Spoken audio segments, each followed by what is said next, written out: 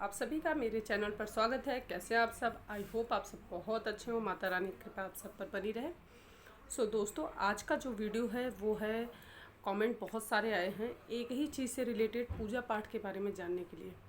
तो आपने जो पूजा पाठ से रिलेटेड चीज़ें जो पूछी हैं, मैं उनके बारे में तो बताऊँगी ही, और पूजा पाठ की आपको एक बेसिक चीज़ें मैं आपको ज़रूर बता देती हूँ कि जो नॉर्मली हम पूजा पाठ करते हैं उसमें क्या चीज़ कैसे करनी होती है। और अनुष्ठान वगैरह जो होते हैं, जैसे कोई हम पूजा कर रहे हैं, जैसे नवरात्रि की पूजा हो गई, दिवाली की पूजा हो गई, या हम कोई भी विशेष पूजा पाठ कर रहे हैं, तो उस पूजा पाठ में और नॉर्मल हम पर डे जो रूटीन में हम जो पूजा करते हैं उनमें क्या फ़र्क है, और उसमें क्या चीज़ है जो कॉमन सी होती है। रेगुलर पूजा पाठ में हमें क्या करना, और जब हम विशेष पूजा कर रहे हो तो उस समय क्या करना होता है। आपको आज इसी सारी चीज़ों की मैं जानकारी दूंगी जो मुझे पता है, और आशा करूंगी कि आपको ये वीडियो ज़रूर पसंद आएगा। और आपके जो कमेंट आए हुए हैं मैं उससे भी रिलेटेड चीज़ें बता देती हूँ। ठीक है, तो सबसे पहले मैं बता देती हूँ आपको कि जो मेरे पास कमेंट आए हैं किस किस चीज़ के लिए आए हैं। जैसे पूछा है किसी ने, गौरी गणेश जी जो बनाते हैं हम, वो उनको अलग अलग रखें कि उन्हें एक ही प्लेट में बना के रखना है कि अलग अलग रख सकते हैं। देखिए, मेरे पास जैसे एक आप जो मिट्टी की पराई आती है, आपके पास पीतल का प्लेट हो या आपके पास चांदी का हो, आप उसमें गौरी गणेश जी एक साथ भी रख सकते हैं। अब जैसे मेरे पास गणेश जी की मूर्त है तो मैं गणेश जी की मूर्ति रख लेती हूँ, और गौरी मैया को बनाई हूँ, तो आप मिट्टी का पात्र हो चाहे चांदी का हो, पीतल का हो, आप उसमें अक्षत भर के उन्हें रख सकते हैं। ठीक है, इसमें कोई भी वो नहीं है कि अलग अलग रखें कि एक साथ रखें। आप एक साथ रख सकते हैं, अलग अलग भी रख सकते हैं, लेकिन एक ही जगह रख के उनकी साथ में पूजा की जाती है। ठीक है, और किसी ने पूछा है पूजा में आसन नहीं, हाँ, पूजा में आसन नहीं ले जाने पर सिर्फ जल गिरा सकते हैं या तिलक भी करना होता है। देखिए, पूजा पाठ में आसन, पहली बात तो ये ज़रूरी है कि आसन, हमें अपने आसन पे ही बैठ के, हमें कोई भी हम मंत्र पूजा उच्चारण जो भी कर रहे हैं उसके लिए हमें आसन पे ही बैठना चाहिए।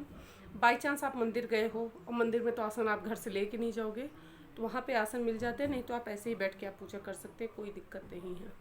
ठीक है, और जल अपने सामने बहुत नज़दीक एकदम आप गिरा के 3 बार ओम शक्राय नमः, ओम शक्राय नमः, ओम शक्राय नमः 3 बार बोलकर जल गिराएंगे, और 3 बार उसे आप माथे पे लगा लीजिए। माथे पे लगाइए, आंखों पे भी ऐसे करके लगा सकते हैं, लेकिन 3 बार। ठीक है, 3 बार आपको करना ही पड़ेगा। पूजा या मंत्र जाप के बाद आसन के अंदर जल गिराना होता है या आसन के पास? कितनी बार जल गिराएं, कितनी बार तिलक लगाना होता है, करना होता है। आसन थोड़ा सा उठा लीजिए, आसन हल्का सा उठा के अपने सामने, या तो आसन के थोड़ा सा सामने, नहीं तो थोड़ा सा ऐसे आसन उठा के वहाँ 3 बार जल गिराएं, 3 बार माथे लगाएं। ये मैंने आपको बता दिया। गुरुजी कितने टाइम तक ऑनलाइन बात करते हैं, इसके बारे में मैंने चीज़ें आपको बता दी हैं। तो थंबनेल में मैंने गुरुजी की ही फ़ोटो लगा रखी है, इसलिए जिससे आपको कोई दिक्कत ना हो, आप आराम से गुरुजी जो मैंने गुरुजी से रिलेटेड वीडियो डाली है उसमें गुरुजी का थंबनेल मैंने लगा रखा है, उनकी फ़ोटो लगा रखी है, सो आप देख लेंगे, उसमें मैंने सारी चीज़ें बता दी हैं। गायत्री मंत्र के बारे में बताइए। मैं इस पर भी वीडियो बहुत जल्दी बनाकर डाल दूँगी, गायत्री मंत्र के बारे में। गायत्री मंत्र का जाप कैसे करना है, क्या क्या उसमें, क्या चीज़ बहुत ज़रूरी होती है फॉलो करना, और क्या चीज़ें हैं जो हमें गलत नहीं करना है। सो इसके बारे में मैं एक अच्छे से वीडियो बना के अपलोड कर दूँगी बहुत जल्द। पूजा या मंत्र जाप के बाद, अच्छा ये तो हो गया है। मृत्यु के सूतक में भी श्रीयंत्र की पूजा जरूरी है, इनको मैंने रिप्लाई कर दिया था, फिर भी मैं बता देती हूँ। देखिए, जब चाहे मृत्यु का सूतक लगा हो चाहे बच्चे के जन्म का हो, ठीक है, उस समय दोनों टाइम पर पूजा नहीं होती है आपके घर में, और उस समय पूजा पाठ नहीं करना चाहिए। और अगर मान लीजिए गांव में कोई, मतलब ख़ानदान में ही कोई ख़त्म हुआ है और उस समय में पूजा पाठ बिल्कुल नहीं की जाती, लेकिन आपके यहाँ बहुत ज़रूरी हो पूजा करना, तो आपके घर में जो कन्या है या जो शादीशुदा लड़की है, जो भी है जिनकी शादी हो गई, या तो जो कन्या है वो पूजा कर सकती है, ऐसे में कोई दोष नहीं है। गुरुजी के पास श्रीयंत्र और शंख मिल जाएगा। जी हाँ, गुरुजी के पास मिल जाता है, लेकिन विट्ठल भैया रखते हैं। तो आप मैंने नंबर दे दिया है, आप उनसे बात कर लेंगे। तो आपको चाहे कोई भी रत्न लेना हो, कोई भी शंख लेना हो, श्रीयंत्र लेना हो, चाहे जो भी लेना हो, आप उनसे संपर्क करेंगे तो आपके घर पे बाकायदा अच्छे से पहुंच जाता है। दो एक जन के पास गया भी है। गुरुजी एक बार में कितनी कुंडली बना सकते हैं? एक बार में कितनी कुंडली बना सकते हैं? वैसे देखिए, अगर आपने अपॉइंटमेंट एक का लिया है तो आप हार्डली 1, 2 या 3 कुंडली बनवा सकते हैं। बाकी तो सबका अलग अलग चार्ज होता है सारी कुंडली का। पूजा में नवग्रह, हाँ, पूजा में नवग्रह स्वास्तिक कैसे बनाए जाते हैं? देखिए, मैंने नवरात्रि से पहले नवग्रह और स्वास्तिक या षोडश मातृका या अष्टदल कमल कैसे बनाया जाता है, हम 64 योगिनी कैसे बनाते हैं, या हम जितनी भी सारी चीज़ें, जैसे स्वास्तिक हो गया, षोडश मातृका हो गई, नवग्रह हो गए, 64 योगिनी हो गए और अष्टदल कमल हो गया, ये सब मैंने ऑलरेडी वीडियो अपलोड कर रखी है। थंबनेल में भी सेम वही चीज़ है, नवग्रह के ही थंबनेल लगे हैं जिसमें मैंने नवग्रह बनाया, स्वास्तिक जैसे बनाया। वो सारी वीडियो मैंने अपने चैनल पे अपलोड कर दिए, तो आप वहाँ वीडियो ज़रूर वॉच कर लीजिएगा। इन्होंने पूछा है गुरुजी से मिलने पर कितने टाइम तक वहाँ रह सकते हैं।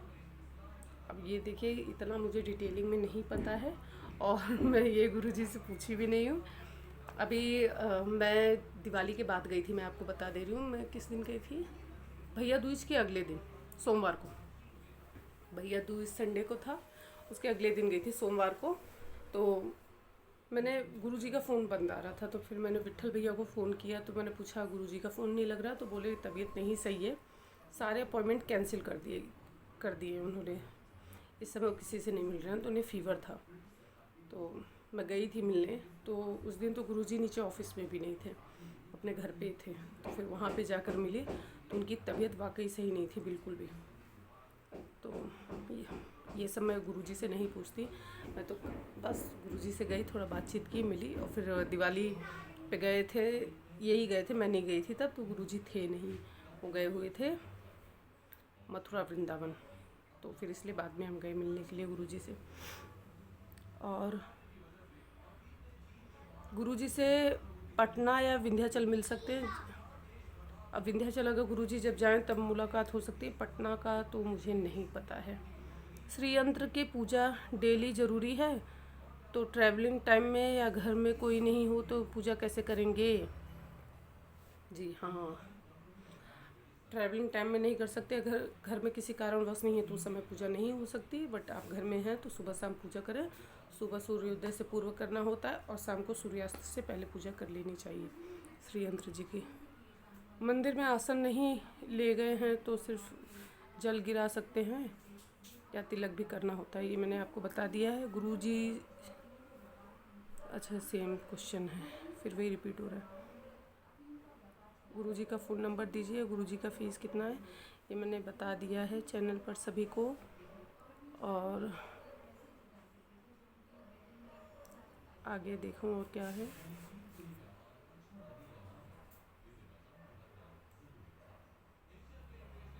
से लगभग सारी चीज़ें मैंने बता दी है। और कुछ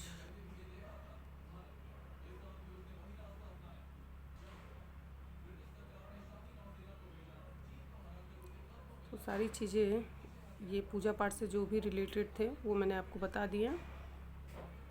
और किसी ने पूछा है दीदी दीपक की बत्ती किस तरफ होनी चाहिए। उन्होंने पूछा है कि दीपक की जो बाती होती है वो किस तरफ रखें।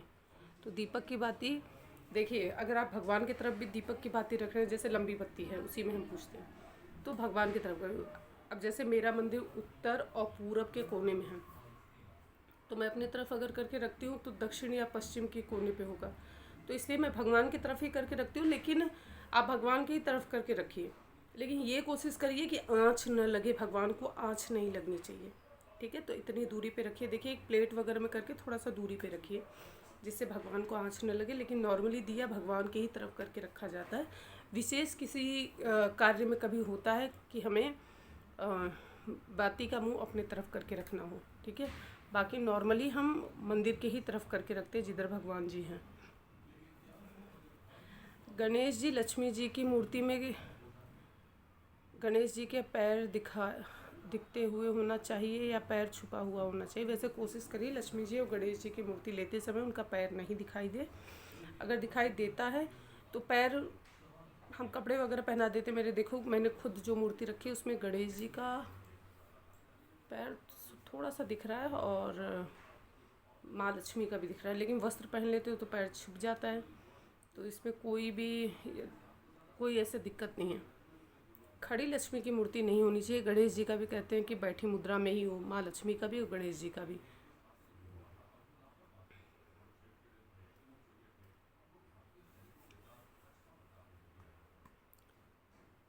किसी ने पूछा नित्य कर्म पूजा प्रकाशन में प्राण प्रतिष्ठा का मंत्र कौन से पेज पर है। मैं जल्दी बता दूंगी आपको कि उसमें देखिए, उसमें ना आपको बता देती हूँ। उसमें दिया हुआ है स्थापना करने का पूरा। जैसे आप माता रानी की दिवाली पूजन का ही उसमें ले लीजिए, उसमें लक्ष्मी गणेश जी की पूजा कैसे करनी है वो सब कुछ दिया हुआ है। ध्यान करने का, आवाहन करने का, और उसमें नवग्रह की पूजा कैसे करनी, षोडश मातृका की पूजा कैसे करनी है, आपको मेन गेट की, अपने जो मेन गेट है उसकी पूजा कैसे करनी, सब कुछ विधिवत लिखा है। वो सारे मंत्र उसमें लिखे हुए हैं। तो प्राण प्रतिष्ठा करने के लिए उसमें सारी चीज़ें बताई हुई हैं। आपको नवरात्रि में पूजा कैसे करनी, सारी चीज़ उसमें बताई हुई है। आप उसी को देख लीजिए, उसमें सारे मंत्र दिए गए हैं। तो जैसे जैसे ध्यान करना है, आवाहन करना है, और ध्यान आवाहन कर, और पूर्णतया आपको प्राण प्रतिष्ठा करनी है कि जो कभी मूर्ति हिले ही ना, उसके लिए आपको बड़े पंडित जी को बुलाना चाहिए, ठीक है। लेकिन हम जो पूजा पाठ करते हैं जिसमें प्राण प्रतिष्ठा करते हैं, उसके लिए उसमें दिया हुआ जो मंत्र आप उसी से पूजा करेंगे। और किसी ने कहा कि उनके यहाँ मतलब कोई ना कोई बीमार रहता है और पूजा पाठ बहुत करते हैं लेकिन फिर भी कोई ना कोई दिक्कत है। सो इसके लिए आप प्लीज़ अपनी कुंडली कहीं दिखवाइए या किसी ब्राह्मण से आप कुछ हवन पूजा करवा लीजिए, या तो गुरुजी से संपर्क करिए। इसके बारे में मुझे बहुत जानकारी नहीं है। किसी ने पूछा है, मेरा क्वेश्चन है कि डेली पूजा में गणेश गौरी का पूजन ज़रूरी है। गणेश गौरी डेली पूजा के लिए कैसे बनाएं। देखिए, गणेश जी की तो फ़ोटो, आप मूर्त फ़ोटो कुछ ना कुछ आपके घर में होगा ही पर डे। देखिए, सबसे पहले जैसे मूर्ति है ना, तो मेरी मम्मी, मैंने बचपन से देखा, जैसे मेरे मायके की बात है, मेरी माँ सबसे पहले गणेश जी के ही स्नान पूजा करा के उन्हें रेडी करके बैठा देती है। उसके बाद सभी भगवान जी का पूजा करती है। तो अगर आपके भी पास गणेश जी की मूर्ति है तो सबसे पहले उन्हीं का स्नान पूजन कराइए, उसके बाद बाकी सभी भगवान जी का करवाइए, ठीक है। और डेली ऐसे विशेष आपको पूजा करने की ज़रूरत नहीं है कि पर डे विशेष ध्यान आवाहन करना है। गणेश जी आपके घर में ही विराजमान होते हैं। पहले गणेश जी की आप पूजा कर सकते हैं, उसके बाद सभी भगवान जी की पूजा करिए, ठीक है।